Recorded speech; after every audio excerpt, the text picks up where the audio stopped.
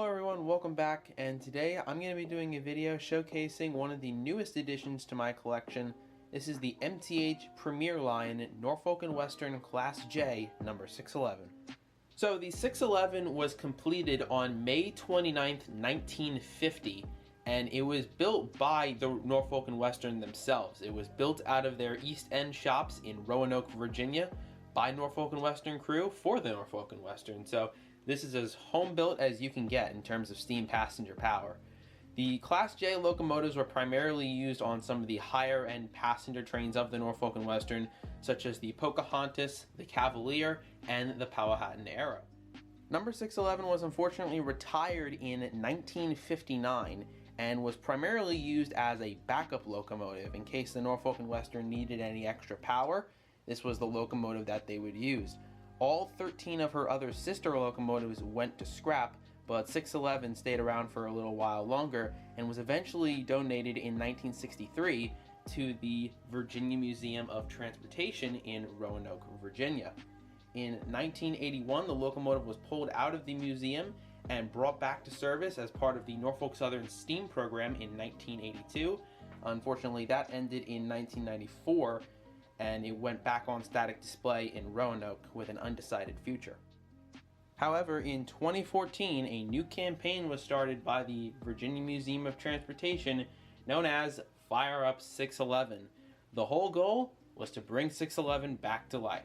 So in 2014, the locomotive was transported to the North Carolina Transportation Museum in Spencer, North Carolina, where she was overhauled and restored back to service and pulled excursions for the Norfolk Southern's 21st Century Steam Program in 2015.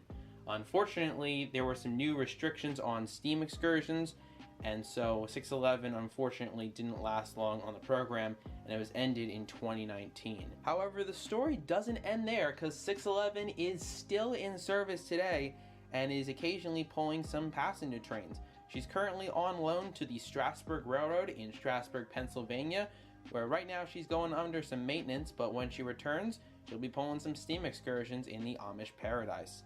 I actually got the opportunity to go see 611 in Strasburg in 2019 with my dad, and ever since that event, I've always wanted to have a 611 in the collection.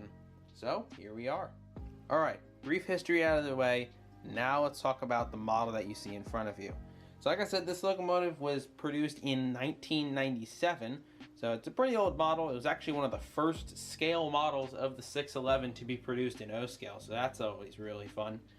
And this locomotive comes equipped with Protosound 1 and QSI sound, so it's not fancy at all. It's your basic conventional control. However, you can find these locomotives for really good prices out there, and for a scale model of 611, if you can find it for a good price, don't pass up on it.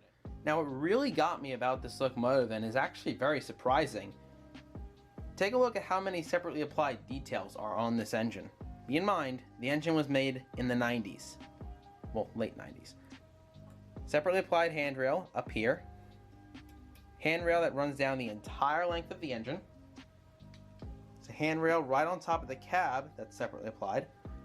The throttle linkage right here is separately applied.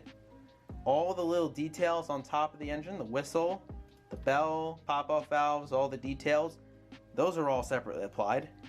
There's a marker light on each side of the engine. Those are separately applied and illuminated. You've got a little coupler that will swing out in the front of the locomotive, and you can replace that with a O-scale coupler if you want to. There's a whole lot of separately applied details, such as the handrails on the tender, and a realistic coal load. I was not expecting this amount of detail from a locomotive made in the 90s. It's just very impressive that they were able to pull something off like this, and honestly, the more I buy MTH, the more I like it over Lionel. They really had some great stuff back in the day. Now, in addition to sounds, this locomotive also has an illuminated light here. The marker lights and the number boards, those are all illuminated. There is a cab light, and a firebox light, I should say. There also is a backup light on the locomotive when the engine is going in reverse. This also includes proto smoke, and so when the locomotive is running or sitting at idle, it will pump out some smoke, and I really mean it will pump out some smoke. I've got some videos, and will see this locomotive will fill a basement really, really quickly.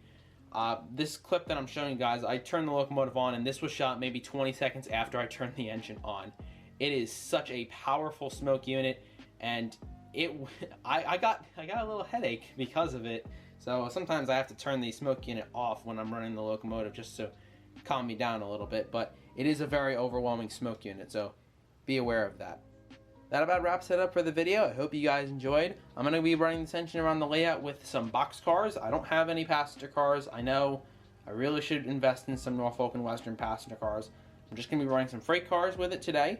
In fact, the box car that's right behind the tender 611 is actually the Strasburg Railroad Reunion of Steam car. That was made for the event in 2019, and I was lucky enough to be able to pick one up. So haven't used it too much, so I figured, well, we've got 611, so might as well.